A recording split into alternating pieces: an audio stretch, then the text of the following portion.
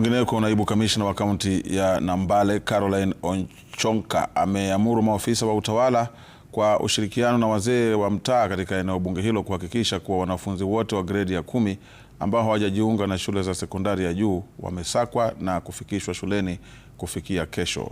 Amesema kuwa juma hili idara ya utawala kwa ushirikiano na maofisa wa polisi watashirikiana kuhakikisha wanafunzi wote wameingia darasani.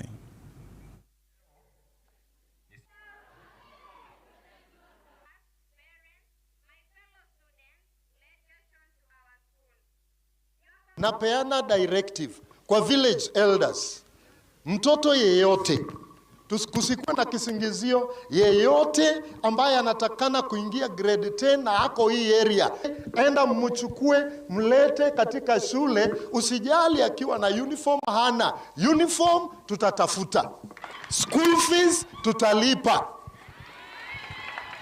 Watoto wafanye nini? Wasome. Ikikupata unaweka mtoto nyumbani asiende shule, unaona ile watu tunakimbisana na watu ya Chang'aa, hata Chang'aa kando. Sasa tutakimbisana na wewe sawa sawa. Ni jambo la aibu sana tukiwa na class kama hii. Umbulanga bile. Tukiwa na class kama hii naona unakaa na mtoto nyumbani. Village elders, tafadhali nataka tujaze watoto grade 10 hapa Sierra. Kwingineko,